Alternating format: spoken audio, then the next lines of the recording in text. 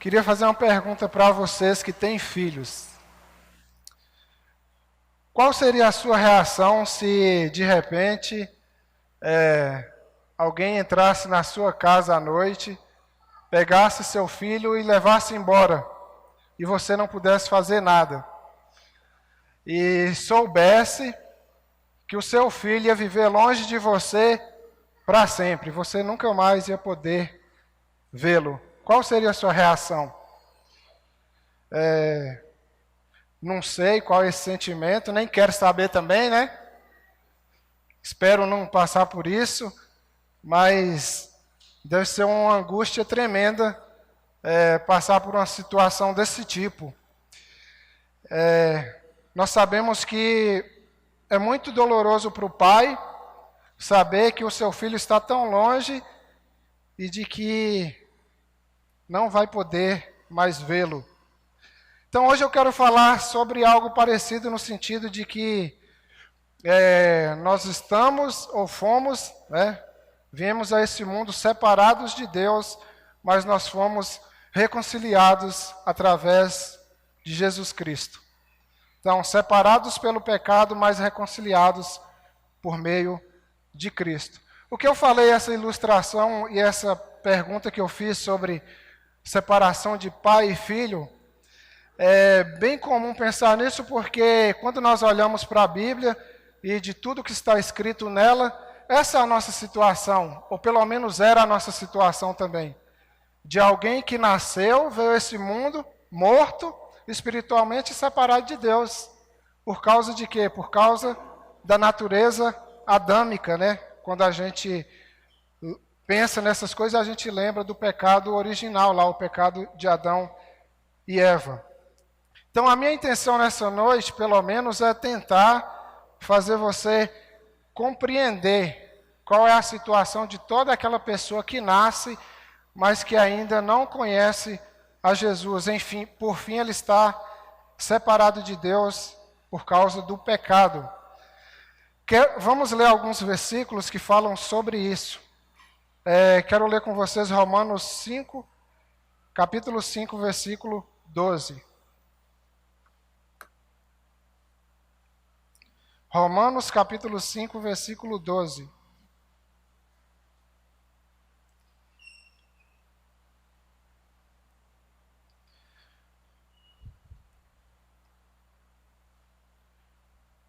Diz assim: portanto, da mesma forma como o pecado entrou no mundo por um homem, e pelo pecado a morte, assim também a morte passou a todos os homens, porque todos pecaram.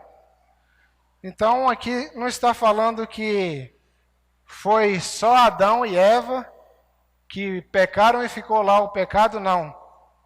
Porque a gente sabe que a raça humana surge a partir deles, né? Então, assim como por um só homem, Adão, entrou o pecado no mundo e pelo pecado a morte também passou a todos os homens porque todos pecaram. Hoje a gente estava falando de manhã na escola bíblica um pouquinho sobre isso, né? Como a nossa natureza, o nosso coração é tendencioso a fazer o mal. Porque a gente tem liberdade para fazer aquilo que Deus nos dá, tantas coisas boas, mas parece que quando surge algo que a gente não pode fazer, a gente quer experimentar para ver se é bom, né? A gente estava falando, eu até perguntei, compartilhei com os homens sobre a questão de uma pegadinha muito famosa que tem no Silvio Santos, né? Ele coloca uma cabine lá no meio da praça, abre um buraco naquela cabine, uma janela, e escreve assim, proibido olhar, né? Aí começa lá dentro a fazer uma muvuca, uns 3 lá, gritando, pá, pá, pá, e o pessoal passando, e eles escutam, mas está lá, não olhe, né? Não olhe. O pessoal vai lá e coloca a cara, aí eles vêm e pregam uma torta na cara, né? Então a curiosidade, mas isso revela em nós a nossa natureza, o nosso coração tendencioso a fazer o mal, a buscar o mal, a querer provar do mal, experimentar. A gente também, agora quando a gente estava no treinamento lá em Goiás, a gente ficava no berçário também uma vez, revezava para os pais que têm filhos poder assistir a aula. E tinha duas cadeirinhas lá que as crianças gostavam de sentar do mesmo tamanho, no mesmo modelo, do mesmo formato, mas tanto a menina quanto o homem queria a cadeirinha azul. Aí você, meu Deus, não, segura essa é para você, essa é para você. Não, e começava a tomar do outro. Aí a gente vê o quanto o coração já começa, né? A raiz, obrigado, Sal. A raiz do pecado já está bem dentro, né? Porque normalmente quando a gente passa em um lugar que está lá na grama a plaquinha, não pise na grama. Nosso coração fica assim, ai que vontade de pisar, não é?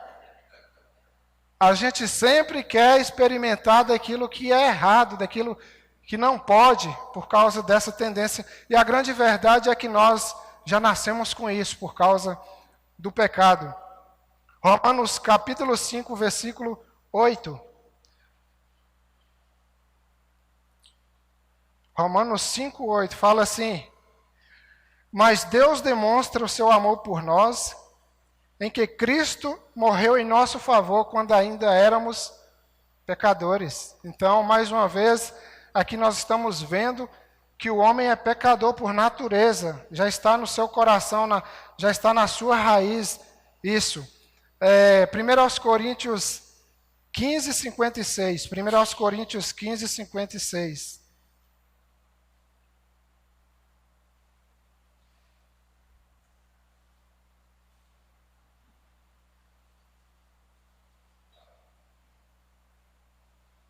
Fala que o aguilhão da morte é o pecado e a força do pecado é a lei. Então, o aguilhão da morte é o quê? O pecado, né?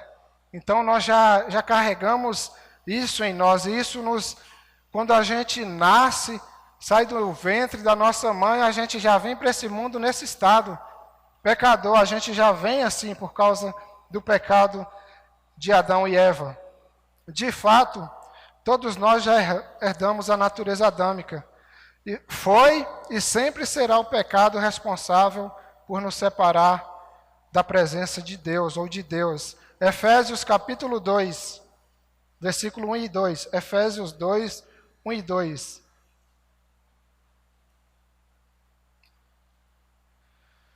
Vocês estavam mortos em suas transgressões e pecados, nos quais costumavam viver quando seguiam a presente ordem deste mundo e o príncipe do poder do ar, o espírito que agora está atuando nos que vivem na desobediência.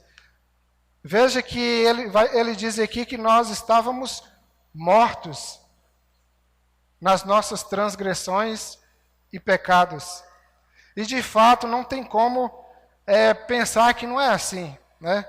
De fato, isso é uma verdade. Romanos capítulo 3, versículo 23, um versículo tão conhecido, Romanos 3, 23. Diz, pois todos pecaram e estão destituídos da glória de Deus. A outra versão diz que todos estão separados da presença de Deus. Então a gente vê inúmeros e tantos outros versículos que poderia falar sobre essa questão também de separação em relação ao homem e Deus, o seu distanciamento. Para enfatizar isso melhor, eu quero falar de dois exemplos de duas pessoas na Bíblia que Jesus encontra com essas pessoas e Jesus confronta em relação a algum tipo de pecado, mostrando que eles estavam separados de Deus. Quero ler com vocês Mateus capítulo 19. Mateus capítulo 19, versículo 20 e 22. Do 20 ao 22. Aqui a gente sabe que é um texto já bem conhecido da gente. Quando Jesus ele tem um encontro com um jovem rico, né?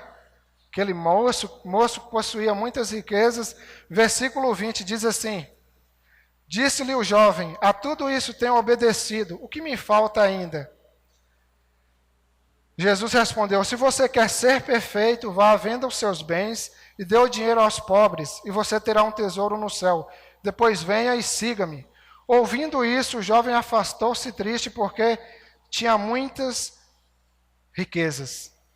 Então aqui Jesus encontra com esse moço, Jesus fala algumas coisas para ele e fala, olha, você obedece os mandamentos, né?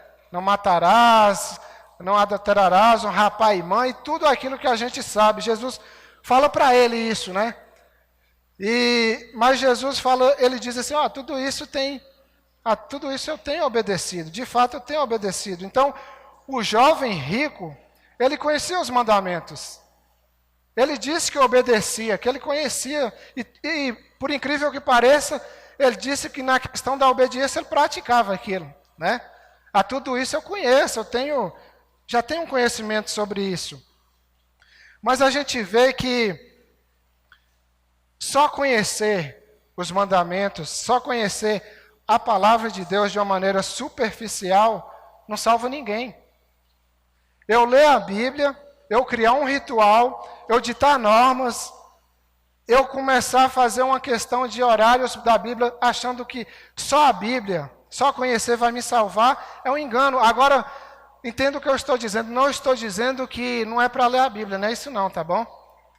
Não estou falando isso não. Estou dizendo que muitas vezes tem gente que a maior desculpa é, eu já conheço a Deus, eu já sei quem é Deus. Tudo bem, mas o que Deus está interessado não é se você conhece ou ouviu falar sobre Ele, é o seu relacionamento com Ele, é a sua vida com Ele. É isso que Ele quer saber. Então Jesus propõe para esse moço rico, então, a solução do seu problema. Jesus confronta ele, né? Fala para ele em questão do conhecimento, mas Jesus traz para ele e propõe para ele uma solução. No versículo 21, quando diz, olha, se você quer ser perfeito, vá venda os seus bens e dê o dinheiro aos pobres e você terá um tesouro no céu. Depois disso, venha e siga-me. Então Jesus propõe, né? Porque o jovem havia questionado, o que me falta ainda? Se eu já obedeço os mandamentos, se eu já cumpro a lei, o que me falta ainda?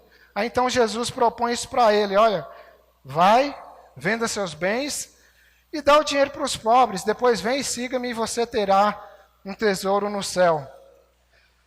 Jesus queria ouvir daquele jovem e trazer à tona a sinceridade do seu coração, porque Jesus já conhecia o que se passava lá. Jesus queria que ele, agora de maneira da sua boca, espontânea, ele revelasse isso para ele, porque então Jesus já sabia o que estava no seu coração. Jesus fala, vende tudo, né? Dê o dinheiro aos pobres, depois você venha e siga-me. Mas qual foi a reação do jovem? Versículo 22. Ouvindo isso, o jovem afastou-se triste porque tinha muitas riquezas. A reação daquele jovem ao ouvir a proposta de Jesus revelou o que realmente separava a sua vida de Deus. Sabe o que estava atrapalhando, o que estava separando o seu relacionamento com Deus? O amor aos bens desse mundo, as riquezas desse mundo. Eu vou dizer para você uma coisa em relação a isso.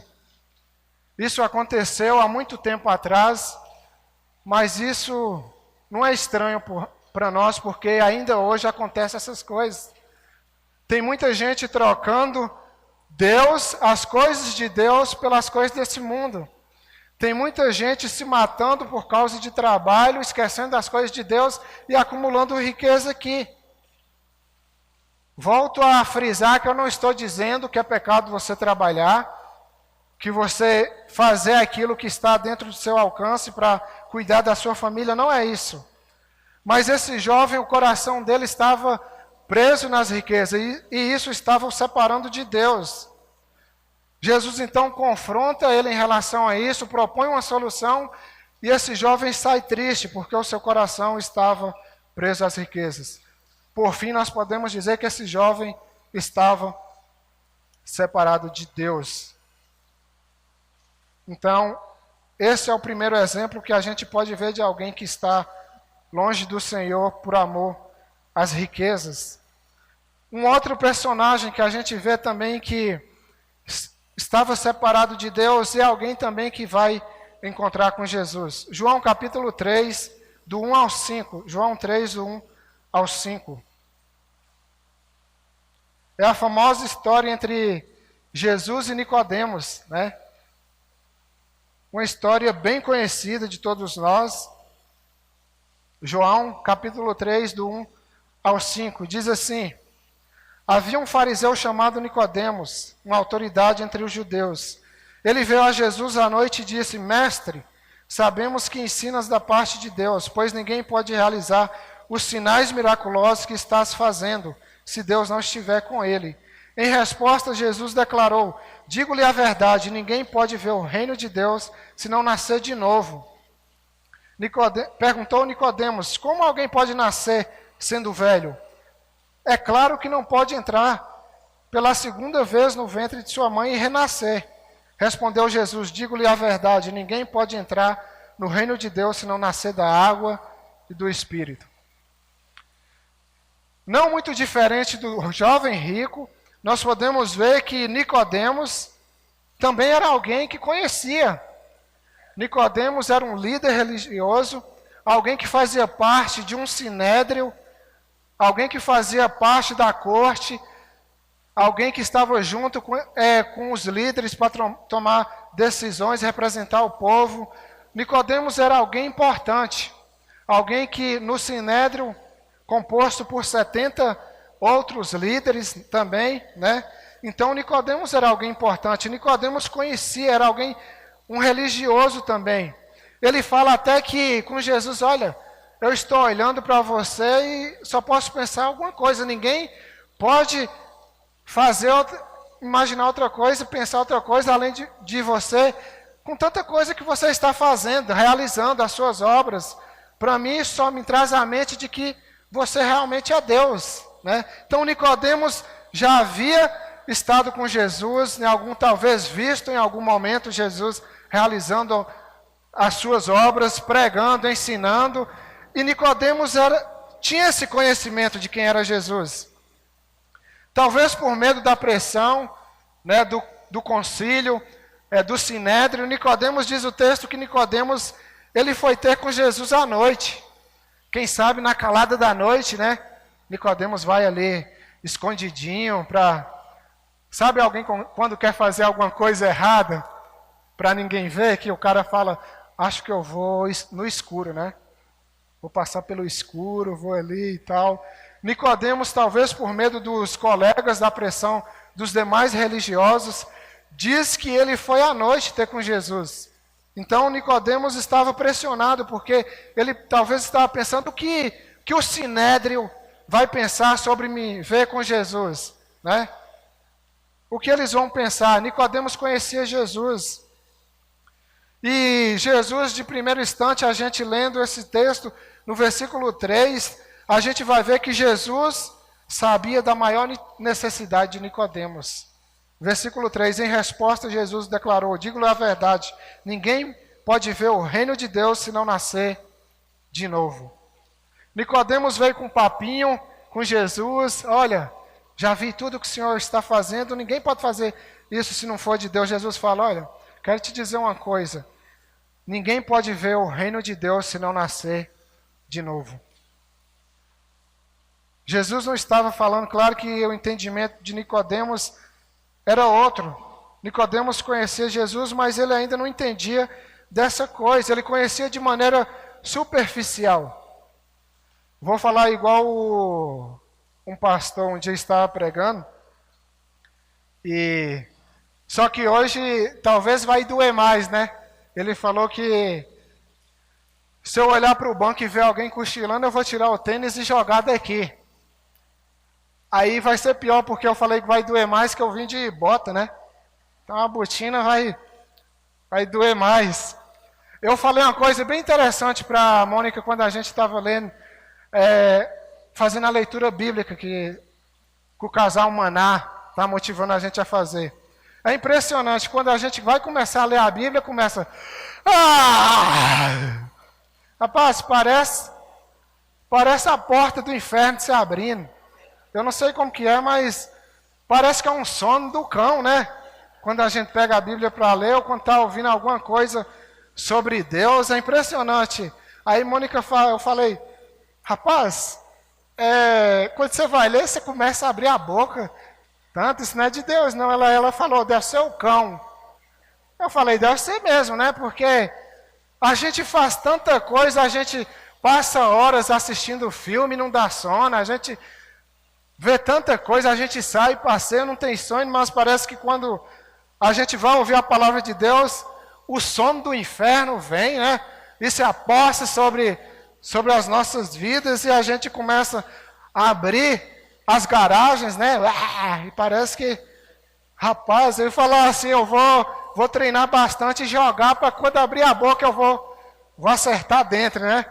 Mas é uma coisa impressionante. Então, não quero ser cansativo também, espero que não seja isso também, né? Mas vigia, irmão. A hora se bater um soninho, pode levantar, tá bom? Fica em pé. Aí não vou achar estranho se você fizer isso, porque eu também já passei por isso, eu sei como que é. Mas a minha palavra para você nessa noite talvez seria: não deixe que a distração, não deixe que o sono, não deixe que o maligno roube, né, a semente da palavra de Deus para o seu coração, não. Toda vez quando abrir a boca, repreenda esse mal do inferno, né? E fala assim, eu quero ouvir da palavra de Deus, eu quero aprender mais sobre Deus, tá bom? Então Nicodemos, ele foi ter com Jesus à noite e Nicodemos não dormiu não. Nicodemos ouviu ali. Nessa história a gente não sabe necessariamente se tem um final de uma conversão de Nicodemos, mas alguns comentaristas dizem que tempos depois ele se converteu. Inclusive foi alguém que ajudou a cuidar, a preparar o corpo de Jesus quando José de Arimateia, né, ele pede o corpo de Jesus. Diz que Nicodemos estava junto e foi um dos que ajudou ali a preparar o corpo de Jesus para o sepultamento. E Nicodemos também, certamente no Sinédrio, quando estava para julgar Jesus, ele estava ali também participando daquilo e quem sabe foi um dos que deu um voto contra a crucificação de Jesus, porque ele já tinha conversado com Jesus, já conhecia Jesus. Então, mas Nicodemos estava separado porque Nicodemos não tinha experimentado o novo nascimento. E nós precisamos cuidar com isso, porque eu diria que hoje o que mais separa as pessoas de Deus talvez não é a igreja, não é conflito com os irmãos, talvez não é uma briga com outro, um atrito, mas sabe o que é que tem separado muita gente de Deus? É a muita busca por Deus e o muito conhecimento teológico. A pessoa começa a se encher de si, se achar que é dono do saber e começa no seu ego crescer e ele acha que não depende mais de Deus. Então a pessoa começa a entrar nessa onda de que agora ele conhece tudo e que ele não precisa mais de Deus. E a sua mente se torna uma mente cauterizada daquele conhecimento supérfluo, mas ainda não sabe de verdade quem é Deus. Jó conhecia Deus, mas Jó faz uma declaração muito, muito bonita a respeito disso. Jó diz assim, antes eu te conhecia só de ouvir falar, mas agora os meus olhos te veem. Que coisa profunda, né? Antes eu apenas ouvia falar, mas hoje os meus olhos te veem. Irmãos, sem dúvida nenhuma, a nossa maior alegria, o nosso maior desejo é que Deus desperte cada um de nós para que os nossos olhos se abram e nós possamos conhecer de verdade quem é Deus, quem é Jesus Cristo. E Nicodemos ele não conhecia, então Nicodemos e o jovem rico estavam separados de Deus, porque eles se prendiam num conhecimento supérfluo a respeito do Messias, daquele que Deus havia prometido para restaurar essa separação. Tá, mas agora eu quero falar sobre uma segunda parte, não vou demorar, vou ser breve, mas a primeira parte a gente vê que o homem está separado de Deus por causa do pecado. Assim como Nicodemos, como o jovem rico, eles estavam separados. Poderia dizer tantos outros que a gente vê, tantas histórias que a gente vê de pessoas que têm um encontro com Jesus, mas que estavam separados. Jesus e a mulher samaritana, né? Jesus fala para ela assim, ó, vai e chama o teu marido. Aquela mulher fala assim, ó, não tenho marido. Jesus falou, de verdade, é verdade o que você disse. Você já teve 5, e o que você tem agora não é seu marido. Né? Então, Jesus começa a revelar para as pessoas sobre o seu pecado, a sua separação de Deus. Mas então, graças a Deus, por meio de Jesus Cristo, nós temos a reconciliação por meio daquele que nos amou. E nós podemos ver isso quando foi cantado aqui um dos louvores falava sobre isso, que Jesus, ele deixou a sua glória. Quero ler um texto com vocês que está em João, capítulo 1, versículo 1. João 1, versículo 1. Vai dizer que no princípio era aquele que é a palavra, ele estava com Deus e ele era Deus. Versículo 14 diz assim: aquele que a palavra tornou-se carne e viveu entre nós. Vimos a sua glória, glória como do unigênito, vindo do Pai, cheio de graça e de verdade. Então a gente vê aqui agora que essa separação que existia entre o homem e Deus, agora ela está no seu fim por causa do sacrifício de Jesus. Diz que o verbo, no começo, no princípio, era a palavra, ele estava com Deus, e ele era Deus. Versículo 14 diz que aquele que a palavra tornou-se carne e habitou entre nós. Já falei isso alguma vez aqui e vou repetir. A Bíblia fala que o verbo se fez carne e habitou entre nós. Vimos a sua glória como do unigênito do Pai, cheio de graça e de verdade. Era interessante pensar quando fala que o verbo estava com Deus e o verbo era Deus. O verbo é o que, entre outras coisas, nós podemos dizer? O verbo é uma ação. A palavra verbo significa uma ação, praticar uma ação, exercer uma ação. Não é, o verbo ele não fica parado. Quem é professor aqui sabe disso, né? Quem ensina vai concordar comigo que toda vez que uma frase tem um verbo, ele quer expressar uma ação. Então, esse verbo, ele estava no céu, que é Jesus Cristo ao lado de Deus, mas o verbo não ficou parado. A Bíblia fala que esse verbo veio e habitou entre nós. Agora, então, esse verbo sai lá dos céus, desce, se infiltra no nosso meio e ele começa a realizar uma ação específica que nós podemos dizer que é a salvação.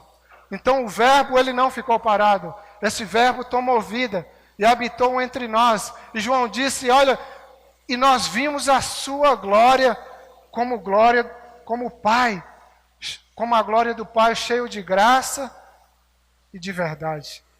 Então esse verbo ele vem e começa a agir no nosso meio.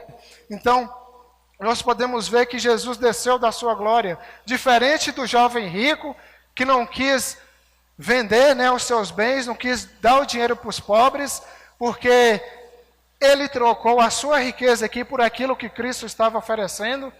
E no final de tudo, Jesus, nós podemos concluir que ele não guardava nenhum dos mandamentos, ele não praticava nada, porque no final Jesus fala assim, olha, vende tudo que você tem e dê o dinheiro aos pobres. Depois venha e me siga e você terá um tesouro no céu. Entre outras palavras, Jesus estava dizendo para aquele jovem, olha, os mandamentos de Deus, toda a lei de Deus se resume em 2 coisas.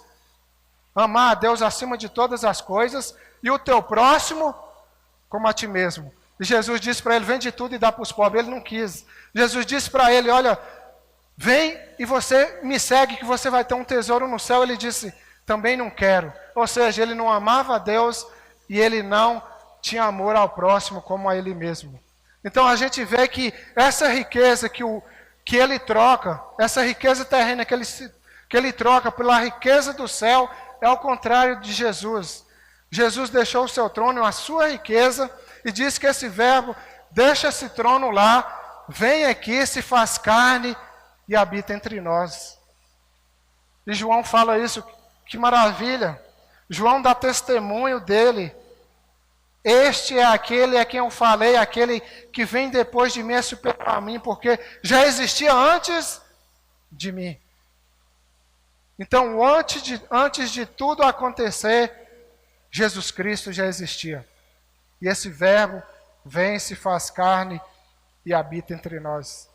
Então, nós podemos ver que João dizendo, olha, nós somos testemunha. Primeira coisa, Jesus abriu mão da sua glória. Segundo lugar, nós podemos dizer que nós somos as suas testemunhas. João está dizendo, os nossos olhos viram, as nossas mãos apalparam aquele que é desde o princípio. Cara, que coisa fantástica.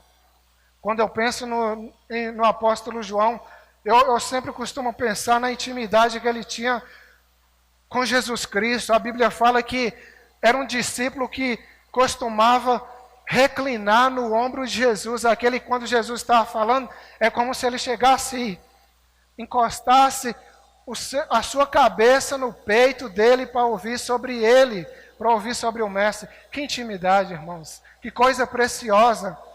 Como é bom pensar nessas coisas e saber que Deus está à nossa disposição para esse relacionamento. Deus está tão próximo que nós podemos nos aproximar, sentir e ter mais comunhão com Ele. Jesus fez isso e João é testemunha porque ele andou de verdade com Deus. E Jesus cumpriu sua missão. João capítulo 19, versículo 30. João 19, 30. João capítulo 19, versículo 30.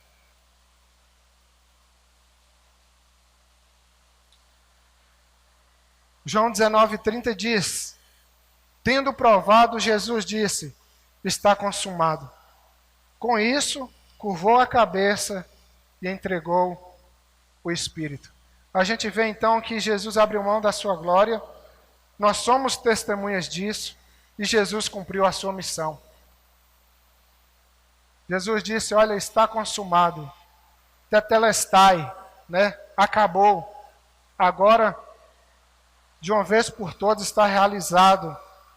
E Jesus cumpre a sua missão. Então, Jesus realizou com êxito a sua missão dada pelo Pai, para reconciliar Nicodemos, para reconciliar o jovem rico e para reconciliar tantos outros que ainda não tiveram encontro com Ele, que estão separados dele.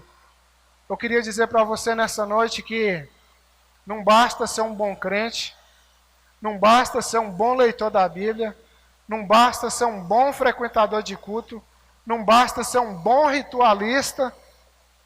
Não. É necessário, irmãos, assim como Jesus falou com Nicodemos, é necessário nascer de novo. O nascimento, ele acontece no coração e depois ele é manifesto através das obras. Então nós precisamos entender que o que Jesus fez é maior que tudo. Nós cantamos isso, né? Nós cantamos tudo que Jesus fez. E é tão bom poder cantar isso. Mas daqui a pouco, se você for como eu, se você não for diferente de mim, daqui a pouco a gente vai chegar em casa e vai esquecer de tudo que a gente cantou aqui. De tudo que a gente ouviu aqui. Porque o nosso coração é enganoso. O nosso coração tende para o mal, o nosso coração sempre vai querer o mal ao invés das coisas boas, das coisas do reino de Deus. Então, como nós podemos responder de maneira prática a esse ato tão amoroso? Tanto de Nicodemos quanto do jovem rico, quando Jesus tem um encontro com ele, e em relação ao sacrifício de Cristo, daquilo que ele fez, ele abriu mão, nós somos testemunhas, Jesus cumpriu a sua missão. Como nós podemos responder de maneira prática a esse ato tão amoroso? Primeiro, reconhecendo a minha necessidade total e dependência dele. Irmãos, o mérito é de Cristo. O sacrifício foi Cristo que fez. A realização da obra da salvação foi o Senhor Jesus Cristo que fez. Sofrer numa cruz foi Jesus. Carregar aquela cruz foi Jesus. Nenhum de nós fizemos nada. Então, se você quer participar daquele dia, se você quer ser alguém que vai estar lá, que vai estar diante de Deus, que vai estar celebrando a vitória de Cristo, quero dizer uma coisa para você. Ninguém pode entrar no reino de Deus, assim como o cantor disse. Ninguém pode entrar no reino de Deus sem antes experimentar da cruz de Cristo. É preciso passar pela cruz, irmãos. Mas sabe por que muitos não querem passar pela cruz? Porque exige renúncia, exige dor, exige sacrifício. E a gente não quer fazer isso, quer? Ninguém gosta de fazer isso. Ninguém gosta de abrir mão daquilo que gosta, dos seus desejos, dos seus prazeres, para passar pela cruz. Ninguém gosta disso. Então nós precisamos reconhecer a nossa necessidade total dependência dele. Segundo lugar, nós precisamos priorizar as coisas do reino de Deus e não dessa terra. Teve alguém que disse que o amor por esse mundo, a paixão por esse mundo, tornou-se tão forte que nós esquecemos do reino de Deus, da eternidade. E é verdade. Quando eu amo mais esse mundo do que a Deus, eu esqueço a eternidade. Eu esqueço daquilo que está reservado para mim. A Bíblia diz que nem olhos viram, nem ouvidos ouviram aquilo, nem a mente humana imaginou aquilo que Deus preparou para nós. Não é isso? São coisas tremendas. Está tudo preparado e nós precisamos pensar nessas coisas. Quando Jesus realizou a sua obra, quando ele cumpriu o seu propósito, a sua missão, então ele encerrou, ele disse, está consumado. Nós podemos pensar então que nós precisamos reconhecer isso e priorizar as coisas de Deus. As coisas dessa terra só nos traz dor, angústia, nos machuca, nos estressa, nos traz depressão. Nós cantamos aqui que Jesus é maior que tudo, não é? Você cantou isso, não cantou? E quando a Bíblia fala que Jesus é o nome que está acima de todo nome, sobre todo nome, é justamente isso, irmãos. Jesus é maior do que a depressão, Jesus é maior do que a falta de emprego, Jesus é maior do que os problemas, Jesus é maior do que as angústias, Jesus é maior do que as riquezas desse mundo, Jesus é maior do que tudo. Nós cantamos isso agora, por que nós temos tanto medo então, se a gente canta isso? E tem tanto medo. Aí quando chega segunda-feira eu já estou com medo das coisas de novo. Alguma coisa nós precisamos rever sobre isso. Nós temos medo, mas nós não precisamos deixar que o medo roube a nossa segurança e confiança em Jesus Cristo. É a Ele que nós precisamos nos apegar. Quero concluir essa mensagem lendo com vocês Romanos capítulo 8, versículo 1. Primeiramente, Romanos capítulo 8, versículo 1.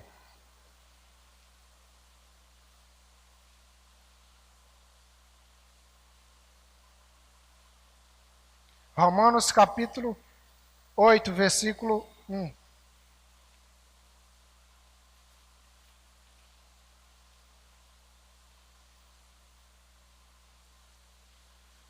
Diz assim, portanto agora já não há condenação para os que estão em Cristo Jesus.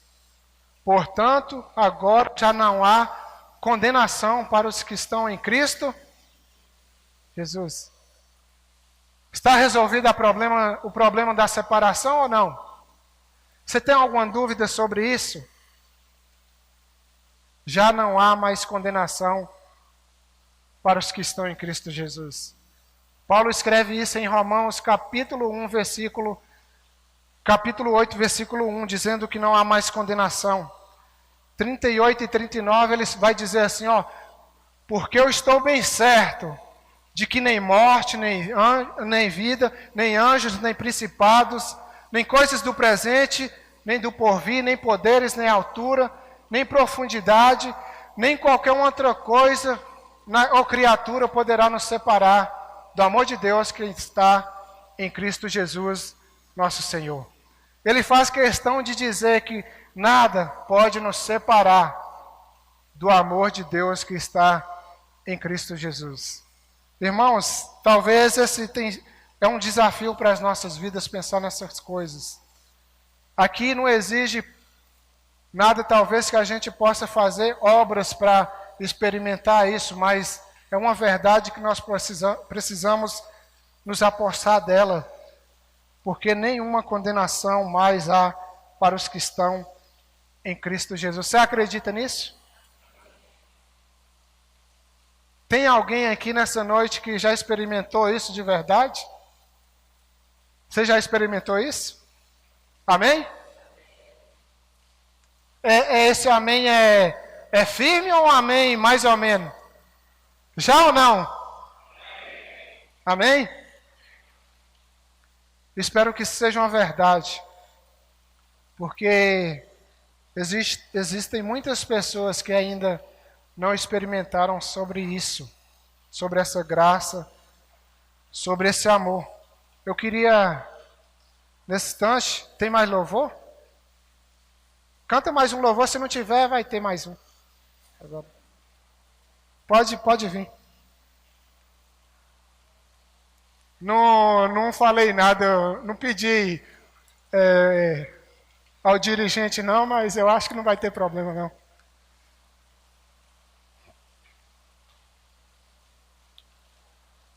Talvez a questão maior seja qual é a nossa atitude diante de tudo aquilo que nós ouvimos em relação a Jesus. Talvez muita gente tem conhecido Jesus de maneira supérflua, né? Vamos dizer assim, superficial, e não conhece o verdadeiro Cristo. O Jesus crucificado, ainda não experimentou esse amor, ainda vive na dúvida em relação à sua condenação. Mas eu queria reforçar isso dizendo nessa noite, não há nenhuma condenação para aqueles que estão em Cristo Jesus. E se você talvez tem dúvida sobre isso, nessa noite você pode se aproximar dessa verdade e tomar posse disso. Ou talvez você, por um instante, esteve afastado de Jesus a respeito dessas verdades. Ou quem sabe você ainda tem amado as coisas desse mundo mais do que a Deus, mais do que o seu reino, mais do que as pessoas. O desafio de Jesus nessa noite para você é ter um encontro com Ele. É deixar as coisas desse mundo, voltar e segui-lo, porque você terá um tesouro no céu. Irmãos, essa verdade é séria. Essa palavra é séria. O que Jesus nos ensinou é verdade. Nós não estamos aqui brincando de manipular ninguém. Nós não estamos aqui querendo talvez trazer na sua mente e no seu coração uma emoção de quem sabe 1 minuto, 2 minutos, não. A palavra de Deus é algo que ela entra no nosso coração e a sua verdade ela permanece para sempre. E isso precisa ser uma verdade no seu coração. Se você quer experimentar isso nessa noite, que seja algo profundo e sincero. Por isso eu queria convidar você a orar comigo nessa noite. Todos nós que já entendemos sobre isso, a de repente abaixar a nossa cabeça e pensar sobre isso. Talvez tenha alguém que você conhece que não está aqui, mas queria desafiar seu coração nessa noite para lembrar dessa pessoa e orar por ela, pedindo que Deus tenha misericórdia, que Deus alcance o coração dela, onde ela estiver, e que essa verdade possa penetrar o seu coração através da vida de alguém. Você pode orar sobre isso? Você pode curvar a sua cabeça, fazer essa oração? E talvez para você nessa noite que veio aqui visitar, ou como um curioso, queria dizer para você que Jesus te pegou nessa noite, né? E espero que você tenha entendido que você era alguém separado, que você carece da graça de Deus. E você precisa tomar posse dessa verdade. Tem alguém nessa noite que gostaria de, talvez, com um sinal, demonstrar, reconhecer que Jesus é o Senhor da sua vida, que entendeu essa verdade e quer entregar a sua vida a Jesus? Tem alguém nessa noite que quer fazer isso, levantando a sua mão? Estão todos orando por você nessa noite, e você pode fazer isso.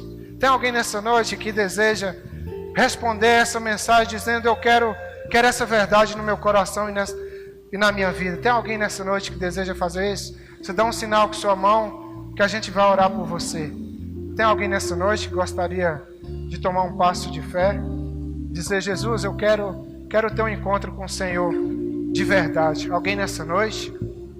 E talvez você poderia pensar ainda, tem alguém que talvez tenha empregado o seu coração, as suas forças nas coisas desse mundo e tenha esquecido o reino de Deus e amado mais as coisas desse mundo, e você quer dizer para Deus: Deus, eu quero ser alguém mais usado pelo Senhor, e eu quero amar mais o teu reino do que essas coisas desse mundo. Eu quero nessa noite fazer esse compromisso com o Senhor. Tem alguém que deseja fazer isso nessa noite? Tem alguém que está sentindo que a sua vida está sendo, o seu relacionamento com Deus está sendo roubado por causa dos seus compromissos, dos seus trabalhos, e quer retomar o caminho? Tem alguém nessa noite que deseja fazer isso? Tem alguém? Nós vamos orar por isso também. Nós queremos orar para que Deus o ajude. Alguém nessa noite? Então eu quero te convidar a se colocar de pé e nós vamos orar agradecendo a Deus pela sua palavra, pelos louvores e por esse culto direcionado a Ele. Oremos. Senhor, nós te agradecemos pelo sacrifício da cruz. Nós te louvamos porque hoje nós temos vida através de Cristo Jesus. Obrigado porque o muro da separação foi rompido, Pai, através do sacrifício de Cristo. E hoje nós temos vida através do Teu Filho. Obrigado, Senhor, que nós possamos continuar vivendo essa verdade e que nós possamos cada vez mais amar o Senhor acima de todas as coisas, Senhor. Nos dê vida a cada dia para nós podermos louvarmos mais ao Senhor e colocar a nossa confiança e o nosso coração no Senhor. Pai, eu quero te pedir por cada um dos meus irmãos aqui nessa noite, que o Senhor abençoe cada um, ó Pai, que amanhã ao retornar aos seus trabalhos, que eles possam retornar firmes, ó Deus, animados e lembrando sempre que as maiores riquezas estão com o Senhor, e que o Senhor não deixe que os trabalhos e o amor a esse mundo os separe e distancie do Senhor. Cuida de cada um, Senhor. Nós somos gratos a Ti por tudo e te louvamos em nome do Senhor Jesus Cristo. Amém, amém e amém. Que Deus abençoe a todos.